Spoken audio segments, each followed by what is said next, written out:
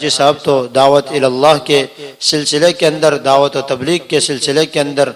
اللہ کے ایک ہونے کا یقین دلانے کے سلسلے کے اندر جو کچھ دنیا کے اندر ہوتا ہے وہ صرف اللہ کی ذات سے ہوتا ہے، اللہ کے علاوہ کسی اور کی طاقت نہیں ہے۔ اس یقین کو لوگوں کے درمیان پھیلانے کے سلسلے کے اندر اور لوگوں کے یقین اور ایمان کو مضبوط بنانے کے سلسلے کے اندر حاجی صاحب کا سفر تھا۔ تو حاجی صاحب کی اس موت کے بارے کے اندر اور اس کے مبارک ہونے کے اندر کوئی شک و شبہ کی گنجائش نہیں رہتی۔ نحمدہ ونصلی علی رسولہ الکریم، اما بعد فاعوذ باللہ من الشیطان الرجیم، بسم اللہ الرحمن الرحیم، وما تدری نفس بأي أرض تموت، وقال تعالى في موضع آخر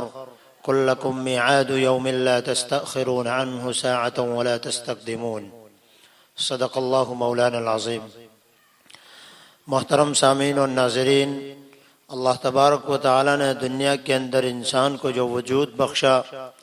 اس وجود بخشنے کا نتیجہ آخر میں یہی ہوتا ہے کہ اس کو موت کا مزہ چکھ کر اس دنیا فانی کو الوداع کہنا ہی پڑتا ہے۔ افلاطون سے کسی نے پوچھا کہ آپ کا موت کے بارے میں کیا خیال ہے؟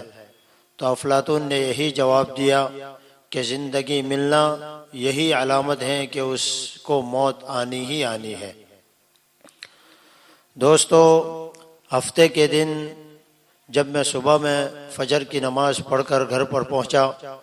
تو عام طور پر واٹس ایپ چیک کرنے کا اس وقت میرا معمول رہا ہے، تو اچانک یہ سوشل میڈیا کے ایک بہت بڑے پلیٹ فارم واٹس ایپ کے ذریعے مجھے یہ میسیج موصول ہوا کہ ساؤتھ افریقہ کے اندر دعوت و تبلیغ کے سلسلے میں جماعت کی شکل میں چل رہے ہمارے گودھرا کے ایک بہت بڑے ذمہ دار حاجی شوکت بھانیہ کا انتقال ہو گیا۔ انا للہ و انا الیہ راجعون۔ حاجی صاحب کی چند خصوصیات جو مجھے معلوم ہیں وہ آپ کے سامنے عرض کرنا مقصود ہے۔ حاجی صاحب جو ہیں جس سے بھی ملتے تھے ہمیشہ خندہ پیشانی کے ساتھ، مسکراتے ہوئے چہرے کے ساتھ ملتے تھے۔ اللہ تبارک و تعالیٰ نے ان کو دنیاوی فراوانی مالی اعتبار سے بھی بہت عطا کی تھی، اس لیے ان کا ہمیشہ دعوت و تبلیغ کے کاموں کے اندر اور لوگوں کو دین کے کاموں کو ابھارنے کے اندر ان کا مال ہمیشہ خرچ ہوتا تھا، اور خاص طور پر علماء کا بھی بہت خیال کرتے تھے۔ علماء کے پیچھے بھی ان کا مال بہت خرچ ہوا۔ لحیم و شہیم ان کا بدن تھا اور گھنی داڑھی تھی، روشن چہرہ اور روشن آنکھیں تھی، اور بھی بہت سارے ان کے قد کے بارے میں آپ لوگ جانتے ہیں جنہوں نے ان کو دیکھا ہے۔ خاص طور پر دینی اعتبار سے اللہ تبارک و تعالیٰ نے ان کو دین کا جو خاص شعبہ ہے دعوت و تبلیغ، ان کے لیے اللہ تبارک و تعالیٰ نے اس کام کے لیے ان کو خصوصی طور پر چن لیا تھا۔ ہمہ وقت تقاضوں کے اوپر لبیک کہنا یہ ان کا طرۂ امتیاز تھا، یہ ان کی خصوصی صفت تھی کہ کبھی بھی کسی تقاضے کے اوپر منہ نہیں بگاڑا اور نہ منہ موڑا انہوں نے۔ گویا کہ دعوت و تبلیغ ان کا اوڑھنا بچھونا بن گیا تھا۔ موت ایک اٹل حقیقت ہے، نہ اس سے کوئی مالدار بچ سکا ہے، نہ جھونپڑے کے اندر تکلیفوں اور صعوبتوں بڑی زندگی گزارنے والا اس کو اپنے اوپر ترس کھانے کے اوپر تیار کر سکا ہے، اور نہ کوئی بہادر سے بہادر اور طاقتور آدمی کی طاقت اس کو روک سکی ہے۔ موت کو جس وقت آنا ہے، جہاں آنا ہے، جس حالت میں آنا ہے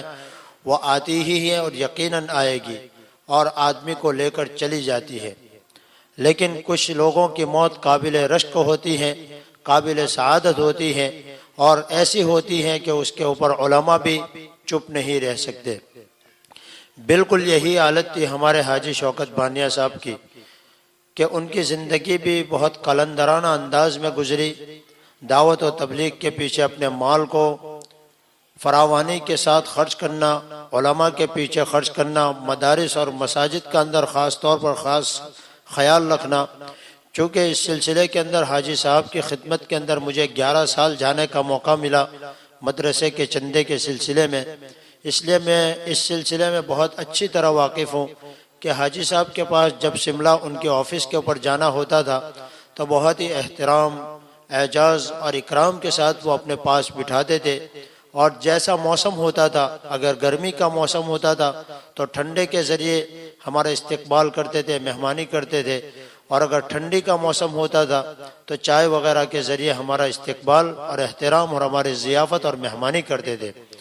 اور خاص طور پر یہ بات بتانا، میں اس کے اوپر فخر محسوس کروں گا کہ حاجی صاحب کی خاص صفت تھی کہ جو بھی کوئی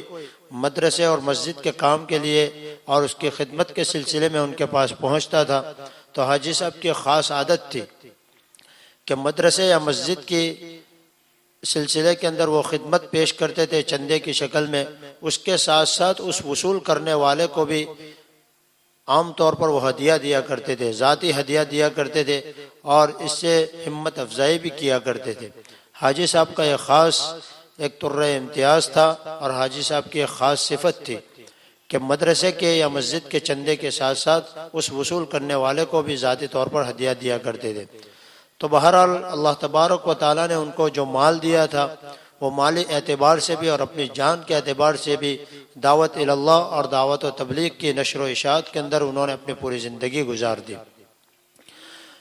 اب قرآن کریم کی آیت جو میں نے شروع کے اندر پڑھی ہے کہ موت جس وقت جہاں پر جس حالت میں لکھی ہے اسی حالت میں آنی ہے، اس کے بارے میں آدمی نہیں جان سکتا، کیونکہ اللہ تبارک و تعالیٰ خود قرآن کریم کے اندر فرماتے ہیں کہ ایک موت کون سی جگہ پر آنی ہے یہ آدمی کو کچھ پتہ نہیں ہے، اس کے بارے میں صرف اللہ تبارک و تعالیٰ ہی جانتے ہیں۔ ایک دوسری آیت کریمہ کے اندر اللہ تبارک و تعالیٰ فرماتے ہیں کہ اے محمد صلی اللہ علیہ وسلم اب کہہ دیجئے کہ آدمی کا جب وقت مقررہ آ جاتا ہے تو اس سے نہ ایک سیکنڈ نہ ایک گھڑی وہ آگے ہو سکتا ہے نہ ایک گھڑی پیچھے ہو سکتا ہے۔ اس لیے آدمی کو ہر وقت اپنی آخرت کے لیے تیار رہنا چاہیے، موت کے لیے تیار رہنا چاہیے کہ پتہ نہیں کس حالت میں کس گھڑی اور کون سی جگہ کے اوپر آدمی کی موت آ جائے۔ دوستو، اگر آدمی کسی سفر کے اندر ہو اور وہ سفر بھی جائز ہو تو اس سفر کے اندر اگر اس کی موت آ جاتی ہے تو وہ موت اس کی شہادت ہے، شہادت کی موت اس کو نصیب ہوتی ہے۔ چونکہ اس سلسلے کے اندر حضرت ابن عباس رضی اللہ تعالیٰ عنہ کی روایت ہے کہ جس کے اندر نبی کریم صلی اللہ علیہ وسلم نے ارشاد فرمایا کہ پردیسی کی موت وہ شہادت ہے۔ دوسری حدیث کے اندر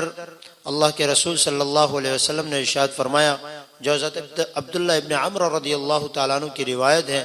وہ فرماتے ہیں کہ ایک آدمی کا مدینہ طیبہ کے اندر انتقال ہو گیا اور اس آدمی کی پیدائش بھی مدینہ طیبہ کے اندر ہی ہوئی تھی، تو اس آدمی کی نماز جنازہ نبی کریم صلی اللہ علیہ وسلم نے ادا فرمائی اور نماز پڑھائی۔ نماز کے بعد اللہ کے رسول صلی اللہ علیہ وسلم نے ارشاد فرمایا کہ کاش اس آدمی کی وفات کسی اور شہر کے اندر ہوتی۔ تو مجمع کے اندر سے کسی نے سوال کیا کہ اللہ کے رسول صلی اللہ علیہ وسلم